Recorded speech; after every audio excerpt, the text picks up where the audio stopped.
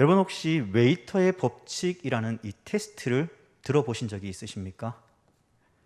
이 말은 이 웨이터를 대하는 태도를 보면 그 사람의 인격을 알 수 있다는 이야기에서 나온 말인데, 다른 말로 이 상대방이 나에게 친절히 대하지만 웨이터에게 무례하게 대하는 사람은 절대 좋은 사람이 아니다라는 이 평가를 내어놓는 말이기도 합니다. 이 방식은 주로 한 회사의 CEO와 이 다른 회사의 CEO와 만나 화병을 논하거나 또는 직원을 채용할 때 사용하는 테스트인데, 주 내용은 이러합니다. 이 식사를 하게 될 가게에 미리 연락을 해서 이 웨이터가 상대방에게 작은 실수를 하게 하도록 요청을 한다고 합니다. 그리고 식사 자리에서 상대방이 이 웨이터에게 대하는 방식을 보고 이 사람은 괜찮은 사람이야, 이 사람은 우리와 같이 할 수 없는 사람이겠구나라고 생각한다고 하죠. 예를 들면요, 한 CEO와 이 회사를 합병하기로 했거나 아니면 직원을 채용하기 위해 이 상대방을 식사 자리로 초대합니다.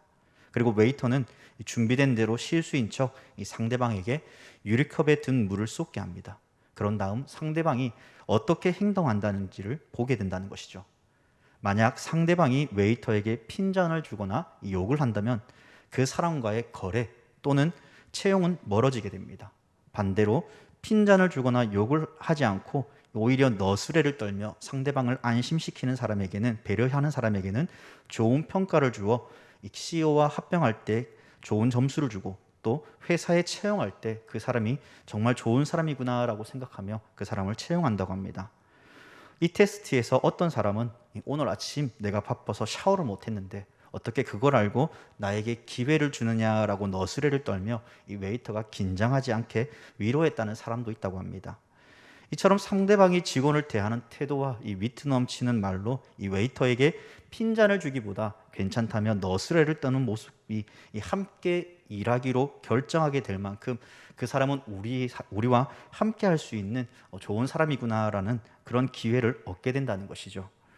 어찌되었든 이러한 테스트를 통해서 그 사람이 누구인지, 그 사람의 인격은 어떠한지, 그가 이렇게 아랫사람을 대하는 태도가 어떻게 평가되는지를 그 시간들을 통해서 그 사람을 보게 된다는 것이죠. 그래서 이 사람이 우리 회사에 필요한 사람인가, 아니면 아랫사람들과 공존하며 잘 회사 생활을 할 수 있는 것인가, 이런 것을 테스트를 통해 평가하는 기준이 됩니다. 내가 남을 배려하고 있는지 나의 인격에 대한 한 번쯤 생각나게 한다는 것이죠. 이것은 곧 남들에게 좋은 이미지를 심겨주는 놀라운 의미가 이 테스트에 숨겨져 있는 것이죠. 오늘 고린도후서 13장의 배경은요, 이 사도 바울이 고린도 교회를 향해 세 번째 방문하고자 하는 그 의지를 가지고 고린도 교회 성도들에게 편지를 써서 방문하고자 합니다. 이것을 확증하기 위해 두세 사람의 증인의 입으로 말하게 하여 그 사실이 진짜임을 밝히고 있죠. 성경에서는 증인의 수는 이 두세 증인이 되어야 된다라고, 그리고 그것이 진짜임을 확증해 준다라는 그러한 문화가 있었습니다. 그래서 바울은 이러한 사실을 밝힘으로써 그가 반드시 방문할 것이다 라고 이야기하죠. 그런데 오늘 우리가 읽었던 것처럼 이 바울의 편지의 내용을 보면 심상치 않은 내용이 등장합니다. 무엇입니까? 2절에서 전에 죄 지은 자들과 그 남은 모든 사람에게 미리 말한다고 하며, 이 바울이 고린도 교회를 방문하게 되면 용서하지 아니할 것이다 라고 이야기를 하죠. 이 또한 다시 두세 증인을 통해 반드시 그렇게 하겠다라는 그러한 강한 의지를 보여주고 있습니다. 이 내용은 이후의 말씀을 통해 다시 보도록 하고요. 어찌되었든 그들로 하여금 바울은 그 죄 지은 자들, 그들과 함께 하지 말라고, 또한 자신을 돌아보며 자신의 믿음을 시험해 보라는 이 권면의 글을 보내고 있습니다. 왜 그는 이러한 글을 보내는 것이겠습니까? 그들 곧 거짓 교사들이 사람들의 마음을 미혹하게 하고 이 일로 인하여서 자신을 돌아보지 못하는 어리석음에 처하지 않도록 그렇게 권면하며 돌아보기를 그가 바라고 있기 때문입니다. 그러면 왜 바울은 이러한 경고와 권면의 메시지를 이 고린도 교회 성도들에게 보내는 것인가? 그것은 다름 아닌 예수 그리스도의 공로를 힘입어 이 피로 값주고 사신 이 교회가 거짓 교사들의 가르침과 거짓 복음이 그곳에 들어와 훼손되지 않도록 하기 위함입니다. 거짓된 복음이 교회에 들어왔을 때 교회가 어떠한 곤란을 겪었는지를 우리는 이미 뉴스나 신문을 통해 또한 지인들이 하는 이야기를 통해 이 교회가 분열되어지고 싸우고 분란이 일어나 교회를 파해시키는 그러한 모습들을 우리는 종종 보았기 때문입니다. 그만큼 이러한 것은 너무나 두렵고 무서운 일이죠. 심지어 이 교회는 예수 그리스도의 피로 값주고 사신 교회입니다. 우리 신앙의 선배들이 이 은혜와 교회의 거룩성을 지켜나가기 위해 밤낮 그리고 새벽에 교회를 위해 고난과 수치를 당하기도 하며 아파하기도 하며 눈물과 땀으로 범벅지면서 기도하고 수고한 예씀이 이 교회에 담겨져 있기 때문입니다. 그러므로 눈에 보이는 가견적 교회와 눈에 보이지 않는 불가견적 교회는 그 거룩성을 지켜나가기 위해 그러면 어떠한 삶의 태도를 가지고 우리는 살아가야 되는 것인가? 바울은 우리에게 이야기합니다. 첫 번째로 2절의 말씀처럼 이제 바울은 죄 지은 자들에 대하여 단호해야 된다라고 이야기합니다. 2절 말씀입니다. 내가 이미 말하였거니와 지금 떠나 있으나 두 번째 대면하였을 때와 같이 전에 죄 지은 자들과 그 남은 모든 사람에게 미리 말하노니 내가 다시 가면 용서하지 아니하리라. 바울이 지금 말하고 있는 이 단호함은 하루아침에 생기는 단호함이 아니죠. 왜냐하면 거짓 교사들이 계속해서 바울을 향해 그가 사도로서의 부족하다, 그런 부족함을 가지고 그는 사도성을 가지고 말하고 있다라고 말하며 사람들을 선동하고 사람들을 힘들게 하였습니다. 그러면 바울에게 있는 그 부족함이 무엇이었습니까? 바로 바울의 외형적인 모습들이 사도로서 자질이 없다는 것이죠. 이러한 말들이 나온 이유가 무엇입니까? 이 당시 고린도 지역은 이 항구 도시였기 때문에 상업 도시였다는 것을 여러분들이 너무나 잘 아실 겁니다. 그러다 보니 사람들이 많이 모입니다. 게다가 당시 문화는요, 말 그대로 타 지역의 문화권보다 훨씬 높은 문화의 수준을 가지고 있었습니다. 특히 철학과 수사학이 굉장히 발달했는데 이로 인해서 철학과 언변술이 뛰어난 사람들이 그곳에 많이 모였다는 것입니다. 그리고 자신이 알고 있는 바를 언변을 통해서 사람들에게 전하고 그것을 통해 사람들에게 지식을 높여줬다는 것이죠. 그만큼 당시 사람들의 문화나 교육 수준도 높았고 자연스럽게 많은 이목과 집중을 하기에 충분한 그러한 문화권을 가지고 있는 지역이었습니다. 그런데 당시 사람들이 생각할 때 바울은 이 사도라고 일컬으면서 그의 외형적인 모습, 다시 말해 하나님 앞에 연약함을 가졌다는 것입니다. 심지어 예수 그리스도를 전하면서도 그의 말에는 힘이 없다는 것이죠. 자신감도 없다는 것입니다. 게다가 말까지 어눌하니 사람들은 생각할 때 그는 예수 그리스도를 전하는 사도로서의 그 권위가 없다라고 생각했습니다. 당연히 당시의 사람들의 기준으로 볼 때 이 자신의 언변술로 말을 한다는 것은 자신감을 가지고 선포하는 것이기 때문에 바울이 말하는 바와 완전히 반대되므로 사람들은 그렇게 생각했을지도 모릅니다. 그만큼 거짓 교사들은 거짓된 복음으로 또한 바울을 향하여서 그가 사도가 아니라는 것을 계속 비방하며 그를 괴롭게 하였죠. 그의 연약함을 강조하며 사람들을 선동하고 이 바울의 관계에서 멀어지게 했다는 것입니다. 그러니 자연스럽게 사람들은 바울에 대해 무엇이라고 생각하겠습니까? 그가 사도로서 충분한 자격을 가지고 있지 않다라는 그러한 의문을 품게 된 것이죠. 하지만 바울은 이미 이러한 논증을 가지고 있는 자들에게 오히려 하나님께서 자신의 연약함을 드러내셔서 하나님의 능력을 입증하게 하셨다라고 이미 우리는 말씀을 통해 바라보았습니다. 또한 오늘 말씀에서도 4절을 통해 볼 수 있죠. 4절 말씀입니다. 그리스도께서 약하심으로 십자가에 못 박히셨으나 오직 하나님의 능력으로 살아계시니 우리도 그 안에서 약하나 너희에게 대하여 하나님의 능력으로 그와 함께 살리라. 바울이 지금 말하는 바를 잘 이해해야 됩니다. 자신의 약함은 곧 누구를 드러내기 위함이었다고 이야기합니까? 하나님의 능력을 드러내기 위함이었습니다. 그래서 예수님은 십자가에 철저히 자신을 내어주고 죽으심으로 하나님께 순종했습니다. 자신이 걷는 이 길은 예수님의 약함을 통해 믿는 모든 사람들을 위해 구원을 예비하신 길입니다. 마찬가지로 바울 자신 또한 예수님을 닮은 삶을 살아가기 위해 자신의 모든 능력과 힘을 내려놓고 심지어 그 모든 능력들을, 그 지식들을 배설물처럼 여기며 예수님이 걸어가신 그 길을 바울도 따라갔다는 것이죠. 이러한 사실은 예수님을 제대로 믿거나 알지 못하면 도저히 바울이 하는 행동들을 이해할 수 없는 것이죠.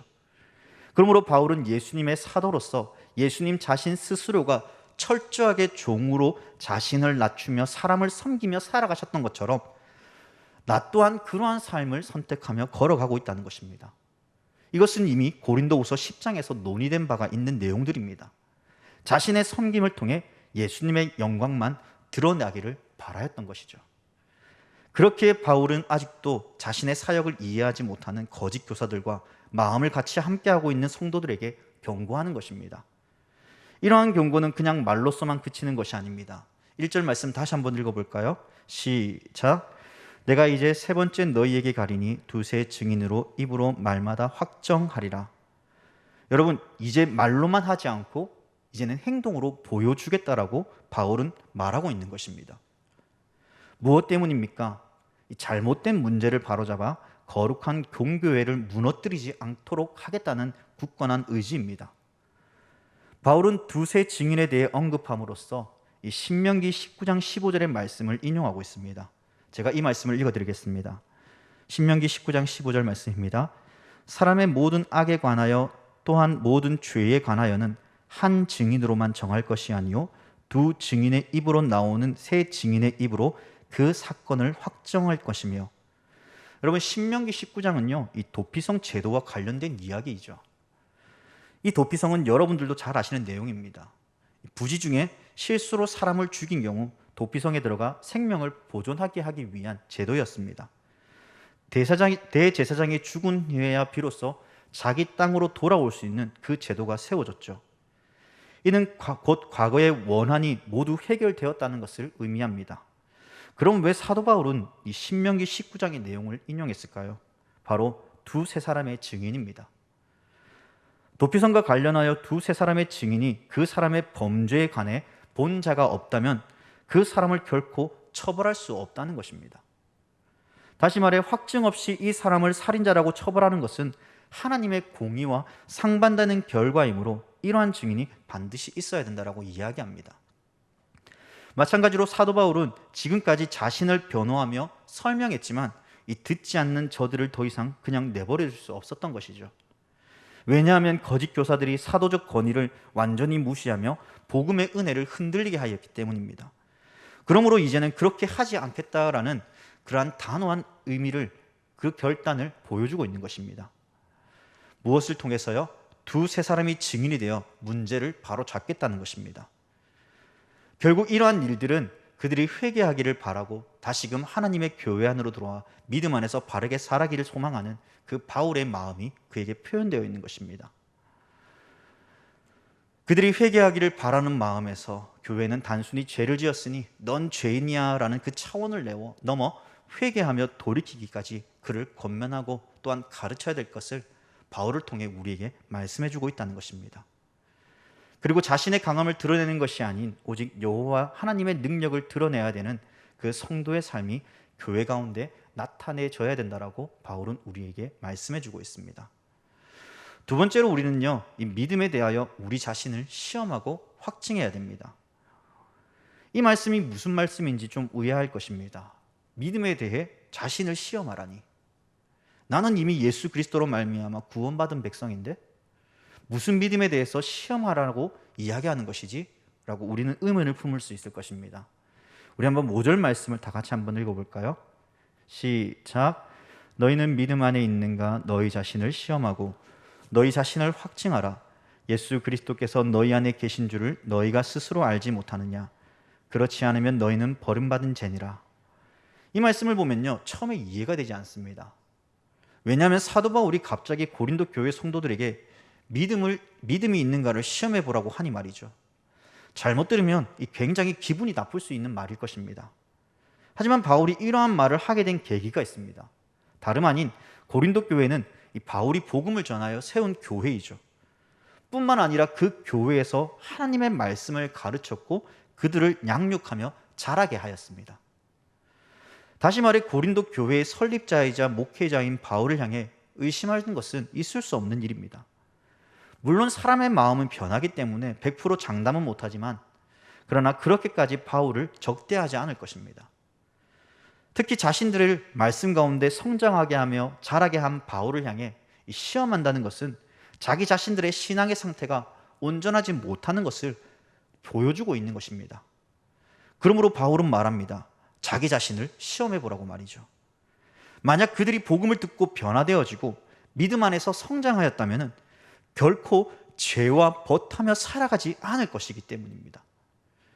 또한 자신을 시험하고 확증함을 통해 자신을 돌아보며 그 죄와의 그 관계에서 벗어난 상태로 또한 하나님이 부어주신 은혜와 그 기쁨들을 누리며 살아간 그들에게 있어서 이러한 죄와 벗하며 살아가는 그들에게 믿음이 있는가를 한번 돌아보라라고 이야기하는 것이죠.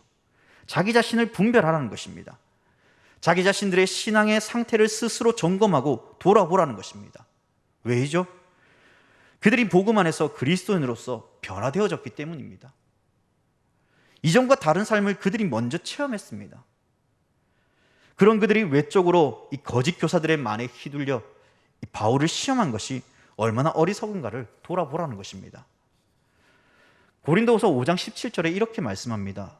그런즉 누구든지 그리스도 안에 있으면 새로운 피조물이라. 이전 것은 지나갔으니 보라 새 것이 되었도다.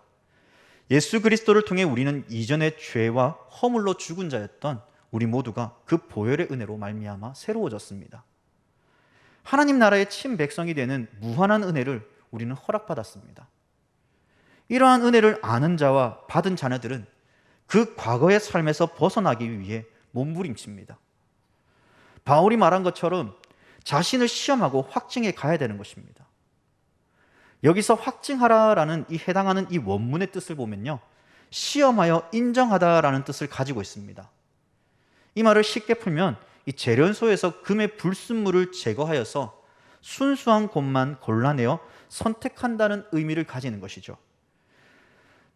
고린도 교회 성도들이 스스로에게 엄격한 시험을 적용하여서 자신들의 믿음이 그리스도 안에서 인정받을 수 있는지 없는지에 대해 스스로를 확증해 가라는 것입니다.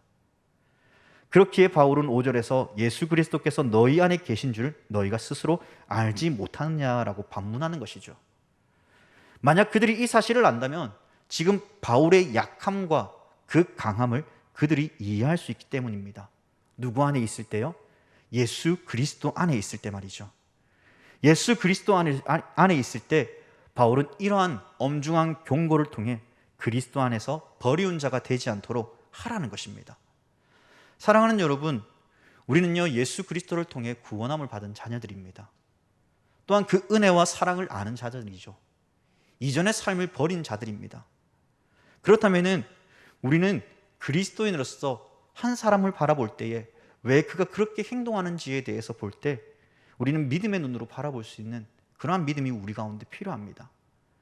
단순히 사람들의 말에 의해서 휘둘리며 사람들의 그 말로 인하여서 그 사람을 괴롭게 하거나 힘들게 해서는 안 된다는 것이죠. 우리 자신이 정말 믿음 안에 있다면 그 믿음 안에서 예수 그리스도께서 걸어가신 그 길을 통해 바울이 걸어가고 있는 이 섬김과 자신의 연약함을 통해 비록 사람들이 볼 때는 연약하고 말에 언변에 힘도 없는 것 같고 정말 사도로서 아무런 권위가 없는 것 같지만 그러나 예수 그리스도의 그 삶의 모범을 따라 살아가기 위해 그렇게 결단하기로 한 그 바울의 모습을 그들은 바라볼 수 있어야 됐는데 그것을 바라보지 못한 것입니다. 혹여나 오늘 우리는 살아갈 때에도 여전히 그리스도 안에 있지만은 그 믿음의 눈으로 바라보지 못한 채 혹시 사람을 판단하거나 그를 괴롭게 하고 있지는 않습니까? 그러한 삶이 있다면은 우리 자신을 다시 한번 시험하고 믿음 안에 있는가를 확증해 나갈 수 있기를 바랍니다. 그래야 해서 그리스도 안에서 버리운 자가 되지 않도록 그렇게 몸부림치며 나아가는 우리 모든 성도님들이 되기를 바랍니다. 마지막으로 믿음을 온전히 이루기 위해 노력해야 된다라고 바울은 이야기합니다. 바울은 마지막까지 자신을 향해 비난하고 시험하는 자들을 향해 이제는 용서하지 않겠다는 말로서 시작했지만 정작 그의 마음은 어떠했을까요?